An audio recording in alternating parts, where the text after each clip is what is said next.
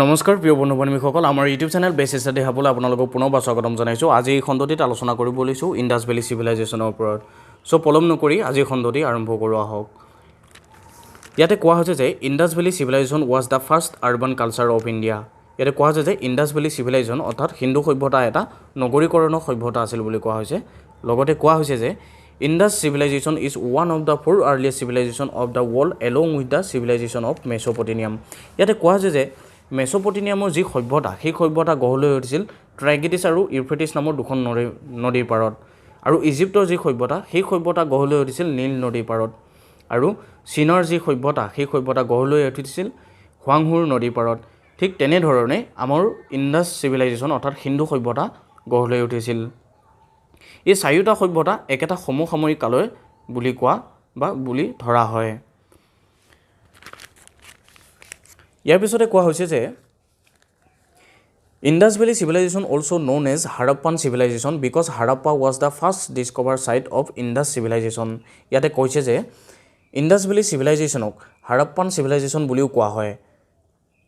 কাৰণ হাৰাপ্পা হৈছে ইণ্ডাছ ভেলী চিভিলাইজেশ্যনৰ প্ৰথমটো site.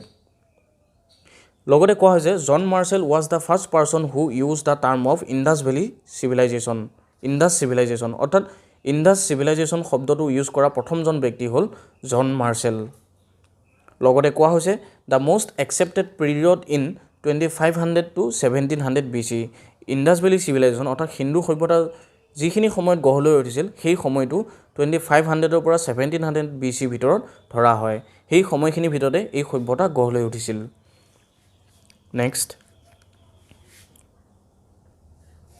Dayaram Sahni first discovered Harappa in 1921 in the Punjab region on the bank of Ravi river। ইয়াতে কোৱা হৈছে যে দয়াৰাম চাহানীয়ে 1921 চনত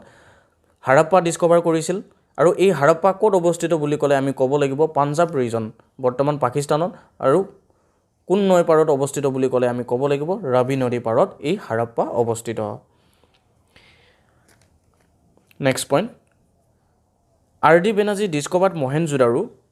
or Mound of the Dead in 1922 near the Indus River in the Sindh province of Pakistan। ইয়াতে কোৱা হৈছে যে 1922 চনত R.D. Banerjee অৰ্থাৎ ৰখলদাস বেনাৰ্জীয়ে মহেঞ্জো-দাৰো ডিস্কভাৰ কৰিছিল বুলি কোৱা হৈছে। আৰু এই মহেঞ্জো-দাৰো অন্য এটা নামেৰেও জনা যায়, সেই নামটো হ'ল মাউণ্ট অফ দ্য ডেড। মহেঞ্জো-দাৰোক মাউণ্ট অফ দ্য ডেড নামেৰেও জনা যায়। এই mount of the dead Indus river ওচৰত অৱস্থিত in the Sindh province of Pakistan. ইয়াৰ পিছতে আমি যদি এই গোটেই সভ্যতাটো ইণ্ডাছ ভেলী চিভিলাইজেশ্যনৰ এই গোটেই সভ্যতাটো আমি যদি জিঅ'গ্ৰাফিকেলি চাব যাওঁ, জিঅ'গ্ৰাফিকেলি চালে দেখা যায় যে the civilisation covered part of Sindh, Baluchistan, Afghanistan, west Punjab, Gujarat, Uttar Pradesh, Haryana, Rajasthan, Jammu and Kashmir, Punjab and Maharashtra. Geographically চাব গ'লে আমি ইয়াতে দেখা পাম যে নৰ্থ ছাইডৰ পৰা যদি আমি চাওঁ, নৰ্থ ছাইডত জম্মু এণ্ড কাশ্মীৰ, মাণ্ডা আৰু সেইখিনি ৰিভাৰ আছিল, চেনাব ৰিভাৰ আছিল। জম্মু এণ্ড কাশ্মীৰ অৰ্থাৎ নৰ্থ উত্তৰ ছাইডৰ পৰা আমি চালে দেখা পাম যে জম্মু এণ্ড কাশ্মীৰ, মাণ্ডা, চেনাব ৰিভাৰ। তাৰ পৰা আমি চিধা চিধি তললৈ যদি চাওঁ, চাউথত যদি চাওঁ আমি দেখা পাম দায়মাবাদ, গোদাবৰী ৰিভাৰ, মহাৰাষ্ট্ৰ, বৰ্তমান মহাৰাষ্ট্ৰ। ইয়ালৈকে নৰ্থৰ পৰা চাউথলৈ ইয়ালৈকে এই হিন্দু সভ্যতা সেই সময়খিনিত ইয়ালৈকে জিঅ'গ্ৰাফিকেলি স্প্ৰেড অৰ্থাৎ বিয়পি আছিল। তাৰপিছত পূবৰ পৰা যদি আমি পশ্চিমলৈ চাওঁ, ইয়াৰ পিছতে ইষ্টৰ পৰা যদি আমি ৱেষ্টলৈ চালে দেখা পোৱা যাব আমলগীপুৰ, মেৰুত, বৰ্তমান UP। আৰু ইয়াতে নদী আছিল হিন্দেন ৰিভাৰ। পূবত আমলগীপুৰ, মেৰুত, বৰ্তমান UP। আনহাতে আমি যদি পশ্চিম প্ৰান্তত চাওঁ, ৱেষ্ট ছাইডে চালে আমি দেখা পাম যে দাস ৰিভাৰ, বেলুচিস্তান, পাকিস্তান বৰ্ডাৰ। ইয়ালৈকে এই ইণ্ডাছ ভেলী চিভিলাইজেশ্যন জিঅ'গ্ৰাফিকেলি ইয়ালৈকে এই সভ্যতা বিয়পি আছিল।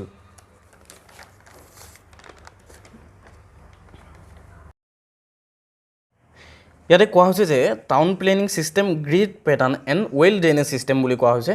তেওঁলোকৰ সেইখিনি সময়ত লোকসকলে, হিন্দু সভ্যতাৰ লোকসকলে যিটো টাউন প্লেনিঙৰ ছিষ্টেম আছিল, সেইটো ঘৰ দুৱাৰ বা ৰাস্তা ঘাটবোৰ বনোৱা, ৰাস্তা ঘাটৰ যিটো ছিষ্টেম আছিল বনোৱা, সেইটো গ্ৰিড পেটাৰ্ণত আছিল বুলি কৈছে। আৰু লগতে কৈছে যে ৱেল ড্ৰেইনেজ ছিষ্টেম আছিল বুলি কৈছে। ইয়াৰ পিছতে কোৱা হৈছে the town were divided into 2 part, upper part or citadel and lower part. ইয়াতে কৈছে সেই সময়ত টাউন বা নগৰ চহৰবোৰক দুটা ভাগত ভাগ কৰিছিল। এটা ভাগ আছিল আপাৰ পাৰ্ট আনটো ভাগ আছিল লোৱাৰ part Citadel on the western side houses public building and members of ruling classes western side অৰ্থাৎ আপাৰ পাৰ্টত যিখিনি লোক বাস কৰিছিল ওখ ওখ বিল্ডিং আছিল লগতে তেওঁলোক সেই লোকসকল অকমান উচ্চ পৰ্যায়ৰ বা সমাজৰ শাসককৰ্তা আছিল বুলি ধাৰণা কৰা হয় আৰু লগতে below on the eastern side lay the lower town inhabitants by the common people ইয়াতে কোৱা যে যিসকল লোৱাৰ পাৰ্টত বাস কৰিছিল ইষ্টাৰ্ণ অৰ্থাৎ লোৱাৰ পাৰ্টত বাস কৰিছিল তেওঁ সেই লোকসকল আছিল অলপ নিম্ন পৰ্যায়ৰ বা কম্পেয়াৰ টু আপাৰ পাৰ্ট আৰু লগতে ইয়াত কোৱা হৈছে যে underground drainage system connect all the houses to the street drainage ইয়াতে কৈছে যে street drainage underground drainage system আছিল বুলি কৈছে আৰু প্ৰত্যেকটো ঘৰৰ পৰা আণ্ডাৰগ্ৰাউণ্ড ড্ৰেইনেজ চিষ্টেম যায় ৰাস্তাৰ ওচৰত ড্ৰেইনৰ লগত কানেক্ট হৈছিল বুলি কোৱা হৈছে নেক্সট দ্য গ্ৰেট বাৰ্থ মহেঞ্জোদাৰোত যি গ্ৰেট বাৰ্থ ডিস্কভাৰ হৈছিল সেয়া কথা কোৱা হৈছে great bath there were changing rooms along side ইয়াতে কৈছে গ্ৰেট বাৰ্থ মহেঞ্জোদাৰো ঘৰ পোৱা গৈছিল যিটো গা ধোৱা ঘৰ পোৱা গৈছিল বুলি কৈছে এক প্ৰকাৰে ক'ব গ'লে ছুইমিং পুল বুলি ক'ব পাৰি আৰু লগতে সেই গা ধোৱা ঘৰৰ লগতে চেঞ্জিং ৰুম অৰ্থাৎ কাপোৰ কানি সলোৱা চেঞ্জিং ৰুমো আছিল বুলি কোৱা হৈছে ইয়াৰ পিছতে ক'ব বিচাৰিছোঁ এগ্ৰিকালচাৰ বিষয়ে সেইখিনি সময়ত লোকসকলে খেতি বাতিৰ ওপৰত বেছিকৈ ডিপেণ্ড আছিল agriculture was the backbone of the civilization সেই সভ্যতাটো এগ্ৰিকালচাৰৰ ওপৰত ডিপেণ্ড কৰিছিল বুলি কৈছে ইয়াৰ পিছতে কোৱা হৈছে trade depends on the barter system medium of exchange of good ইয়াতে কোৱা হৈছে যে সেই সময়ৰ যিখিনি হিন্দু সভ্যতাৰ লোক হৈছিল সেই সময়ৰ বেপাৰ বাণিজ্য কেনেকৈ কৰিছিল বুলি কৈছে সেই তেওঁলোকে বেপাৰ বাণিজ্যৰ যিটো ছিষ্টেম আছিল সেইটো বাৰ্টাৰ এক্সচেঞ্জ বুলি কয় অৰ্থাৎ বিনিময় প্ৰথা অৰ্থাৎ বস্তু সলনি বস্তু দিয়া বা লোৱা তেনেকুৱা ধৰণৰ ছিষ্টেমতে তেওঁলোকৰ ট্ৰেডিং ছিষ্টেমটো চলিছিল আৰু সেই সময়ৰ লোকসকলে কি কি উৎপন্ন কৰিছিল খেতি বাতি কৰি কি কি উৎপন্ন কৰিছিল বুলি ক'লে আমি ক'ব লাগিব ঘেঁহু চাউল মটৰ খেজুৰ সৰিয়হ আদি তেওঁলোকে এইবোৰ শস্য তেওঁলোকে উৎপাদন কৰিছিল আৰু এইবোৰকে লৈ সিহঁতে বিনিময় অৰ্থাৎ এক্সচেঞ্জ কৰি অৰ্থাৎ বিনিময় পথাৰে তেওঁলোকে বেপাৰ বাণিজ্য চলাইছিল যদি এজনে আনজনক চাউল 1 কেজি দিয়ে আনজনে ইজনক ঘেঁহু 1 কেজি দিব বা মটৰ 1 কেজি দিব ঠিক তেনেকুৱা ধৰণে এক্সচেঞ্জ ছিষ্টেমত তেওঁলোকে গোটেই ট্ৰেডিং ছিষ্টেমটো চলাইছিল আৰু লগতে ইয়াতে কোৱা হৈছে পটেৰী মানে হৈছে সেই সময়ৰ লোকসকলে হাৰাপ্পান সভ্যতাৰ লোকসকলে পটেৰী বনাইছিল অৰ্থাৎ মাটিৰে তৈয়াৰ কৰা বাচন বৰ্তন বনাই মাটিৰে তেওঁলোকে বাচন বৰ্তন বনাইছিল আৰু এইবোৰ লৈও তেওঁলোকে বেপাৰ বাণিজ্য কৰিছিল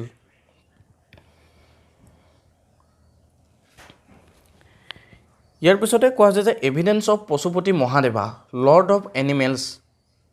প্ৰটো Shiva natural worship evidence of the idol worship of mother goddess ইয়াতে কৈছে যে তেওঁলোকে নেচাৰেল ৱৰ্শ্বিপ অৰ্থাৎ প্ৰকৃতিক তেওঁলোকে পূজা কৰিছিল যেনে উদাহৰণ হিচাপে ক'ব গ'লে বৰষুণ পৰিবৰ কাৰণে বা বৰষুণ পৰিলে তেওঁলোকে বৰষুণৰ কাৰণে তেওঁলোকে পূজা কৰিছিল বৰষুণ পৰে ঠিক তেনেকুৱা ধৰণে ক'ব পাৰি আৰু ইয়াতে কৈছে তেওঁলোকে evidence of idol worship of mother goddess ইয়াতে কোৱা হৈছে যে তেওঁলোকে মাদাৰ গডেছ বা অৰ্থাৎ মৈত্ৰী দেৱীক তেওঁলোকে পূজা কৰিছিল আৰু লগতে কৈছে পশুপতি মহাদেৱক তেওঁলোকে পূজা কৰিছিল বুলি কোৱা হৈছে ইয়াৰ পিছতে কেইটামান ইম্পৰ্টেণ্ট চাইটৰ বিষয়ে আমি আলোচনা কৰিব বিচাৰিছোঁ archaeological evidence of Indus valley civilisation and Harappan sites ইয়াতে কোৱা হৈছে যে হাৰাপ্পা ডিস্কভাৰ হৈছিল 1921 1921 চনত হাৰাপ্পা ডিস্কভাৰ হৈছিল আৰু কোনে ডিস্কভাৰ এক্সকাভেটৰ কোন আছিল বুলি ক'লে আমি ক'ব লাগিব দয়াৰাম সাহনি 1921 চনত এই হাৰাপ্পা চহৰ ডিস্কভাৰ কৰিছিল আৰু ই কোন নৈৰ পাৰত অৱস্থিত আছে বুলি ক'লে ক'ব লাগিব আমি ৰভি নদীৰ পাৰত আৰু ইয়াতে কি কি পোৱা গৈছিল বুলি ক'লে অৰ্থাৎ ফাইণ্ডিংছ কি কি পোৱা গৈছিল বুলি ক'লে আমি ক'ব লাগিব গ্ৰেনাৰিজ পোৱা গৈছিল কফিন বিউৰিল পোৱা গৈছিল ইম্পৰ্টেণ্ট ইণ্ডাছ ভেলী চিভিলাইজেশ্যন টাৰ্মখন ইয়াতে পোৱা গৈছিল নেক্সট মহেঞ্জোদাৰো ক'ত অৱস্থিত বুলি ক'লে আমি ক'ব লাগিব সিন্ধ প্ৰভিন্স অফ পাকিস্তানত অৱস্থিত আৰু ই কোন নৈৰ পাৰত অৱস্থিত বুলি ক'লে আমি ক'ব লাগিব ইণ্ডাছ ৰিভাৰ ওচৰত অৱস্থিত 1922 চনত ইয়াক ডিস্কভাৰ কৰা হৈছিল আৰু কোনে ডিস্কভাৰ কৰিছিল বুলি ক'লে ক'ব লাগিব আমি ৰখল দাস বেনাৰ্জী অৰ্থাৎ R.D. বেনাৰ্জী 1922 চনত ৰখল দাস বেনাৰ্জীয়ে মহেঞ্জোদাৰো ডিস্কভাৰ কৰিছিল এই মহেঞ্জোদাৰোক মাউণ্ট অফ দ্য ডেড নামেৰেও জনা যায় আৰু ই ইণ্ডাছ নদীৰ ওচৰত অৱস্থিত সিন্ধ প্ৰভিন্স অফ পাকিস্তান আৰু ইয়াতে কি কি পোৱা গৈছিল বুলি ক'লে আমি ক'ব লাগিব গ্ৰেট বাৰ্থ পোৱা গৈছিল ব্ৰঞ্জ ডান্সিং গাৰ্ল পোৱা গৈছিল গ্ৰেট গ্ৰেনাৰী পোৱা গৈছিল বিয়েৰেড মেন পোৱা গৈছিল টেৰিকোটা টয়ছ পোৱা গৈছিল বুল চিল পোৱা গৈছিল পশুপতি চিল পোৱা গৈছিল আৰু লগতে এ পিচ অফ ওভেন ক্লথ পোৱা গৈছিল নেক্সট চানহুদাৰো চানহুদাৰো ক'ত অৱস্থিত বুলি ক'লে ক'ব লাগিব মই সিন্ধ প্ৰভিন্স অফ পাকিস্তানত অৱস্থিত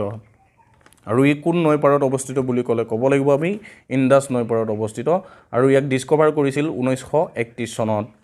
এক্সকাভেটৰ আছিল গোপাল মজুমদাৰ আৰু ইয়াতে কি পোৱা গৈছিল বুলি ক'লে আমি ক'ব লাগিব ব্ৰেড মেকিং ফেক্টৰী পোৱা গৈছিল use of lipstick black linear পোৱা গৈছিল আৰু কম্বো পোৱা গৈছিল নেক্সট দ্বিতীয়খন চৰ ৰূপা ই ক'ত অৱস্থিত বুলি ক'লে ক'ব লাগিব আমি পাঞ্জাব ইণ্ডিয়াত অৱস্থিত ই পাঞ্জাবত অৱস্থিত ৰূপা আৰু কোন নৈ পাৰত সুতলেজ নৈ পাৰত ই অৱস্থিত 1953 ইয়াক ডিস্কভাৰ কৰা হৈছিল এক্সকাভেটৰ আছিল YD শৰ্মা আৰু ইয়াতে কি পোৱা গৈছিল bread of dog with man পোৱা গৈছিল ইয়াৰ পিছতে আহিল লোথাল ক'ত অৱস্থিত বুলি ক'লে আমি ক'ব লাগিব গুজৰাট আহমেদাবাদৰ গুজৰাটত অৱস্থিত আৰু ই কোন নৈ পাৰত অৱস্থিত বুলি ক'লে আমি ক'ব লাগিব ভগৱা নৈ পাৰত অৱস্থিত 1957ক ইয়াক ডিস্কভাৰ কৰা হৈছিল আৰু এক্সকাভেটৰ আছিল ৰাংনাথ ৰাও আছিল SR ৰাওৱে 1957ক ইয়াক ডিস্কভাৰ কৰিছিল আৰু ইয়াতে কি পোৱা গৈছিল বুলি ক'লে ক'ব লাগিব আমি ব্ৰেড মেকিং ফেক্টৰী পোৱা গৈছিল ফায়াৰ এলাৰ্ট পোৱা গৈছিল ডকিঅ'ত পোৱা গৈছিল বটন চিল পোৱা গৈছিল এনেকুৱা ধৰণে ইয়াত পোৱা গৈছিল ইয়াৰ পিছতে আহিল কালিয়া বেগন ক'ত অৱস্থিত বুলি ক'লে আমি ক'ব লাগিব শ্ৰীগংগানগৰ ৰাজস্থানত অৱস্থিত আৰু ই কোন নৈ পাৰত অৱস্থিত বুলি ক'লে আমি ক'ব লাগিব ঘাগৰা নৈ পাৰত অৱস্থিত 1959ত ইয়াক ডিস্কভাৰ কৰা হৈছিল আৰু এক্সকাভেটৰ আছিল বিৰাজ বাচিলাল BB লাল আৰু দুজন আছিল আৰু এজন হ'ল বালকৃষ্ণ থাপাৰ আৰু ইয়াতে কি পোৱা গৈছিল বুলি ক'লে ক'ব লাগিব আমি বাকেট বেংগলছ পোৱা গৈছিল ফায়াৰ এলাৰ্ট পোৱা গৈছিল শিৱলিংগ পোৱা গৈছিল ইয়াতে এনেকুৱা ধৰণৰ বস্তুবোৰ পোৱা গৈছিল ইয়াৰ পিছতে আহিল ধলাভিৰা ক'ত অৱস্থিত বুলি ক'লে আমি ক'ব লাগিব গুজৰাটত অৱস্থিত আৰু কোন নৈ পাৰত ঘাগৰা নৈ পাৰত অৱস্থিত আৰু এক্সকাভেটৰ আছিল JB থাপা ইয়াক 1960ত ধলাভিৰা ডিস্কভাৰ কৰা হৈছিল আৰু ইয়াতে ফাইণ্ডিংছ অৰ্থাৎ কি পোৱা গৈছিল বুলি ক'লে আমি ক'ব লাগিব bullock carts and driven by a nude human পোৱা গৈছিল water harvesting and numbers of reservoirs use of rock of construction এইবোৰ ইয়াতে পোৱা গৈছিল প্ৰিয় বন্ধু বান্ধৱীসকল ভিডিঅ'টো সামৰাৰ আগতে মই আপোনালোকক আৰু এটা ইনফৰ্মেশ্যন দিব বিচাৰোঁ the civilization from part of the proto history of India and belong to the bronze age ইয়াতে কোৱা হৈছে যে যি হিন্দু সভ্যতা গঢ় লৈ উঠিছিল সেই সময়খিনি কথা ক'ব যোৱা হৈছে সেই সময়খিনিক ব্ৰঞ্জ এজ বুলি কোৱা হৈছে ইয়াতে কোৱা হৈছে যে প্ৰটো হিষ্ট্ৰী পিৰিয়ড প্ৰটো হিষ্ট্ৰী মানে হৈছে সেই সময়খিনি হিষ্ট্ৰী আৰু প্ৰি হিষ্ট্ৰী আৰু হিষ্ট্ৰীৰ মাজৰ যিখিনি সময় সেই সময়খিনিক প্ৰটো হিষ্ট্ৰী বুলি কোৱা হৈছে প্ৰটো হিষ্ট্ৰী সেইখিনিয়ে সময় আছিল যে যিখিনি সময়ত মানুহবোৰে শিলতে হওক বা আন ক'ৰবাতে হওক কিবা লিখিছিল মানে কিবা এটা বুজাবৰ কাৰণে লিখিছিল মানে সেই যিবোৰ বৰ্তমানলৈ আমি উদ্ধাৰ কৰিব পৰা স্ক্ৰিপ্টবোৰ সেই স্ক্ৰিপ্টবোৰত তেওঁলোকে কি লিখিছিল যে সেইবোৰ ভালদৰে সেই মিনিংবোৰ আমি ভালকৈ বুজি নাপাওঁ অৰ্থাৎ সেইবোৰকে সেই সময়ত লিখা সেই স্ক্ৰিপ্টবোৰ আমি যে বুজি নাপাওঁ সেই সময়ৰ হিষ্ট্ৰীটোকে কোৱা হয় প্ৰটো হিষ্ট্ৰী প্ৰিয় বন্ধু বান্ধৱীসকল ভিডিঅ'টো চাই কেনেকুৱা পালে নিশ্চয় লাইক কমেণ্ট এণ্ড শ্বেয়াৰ কৰিব ধন্যবাদ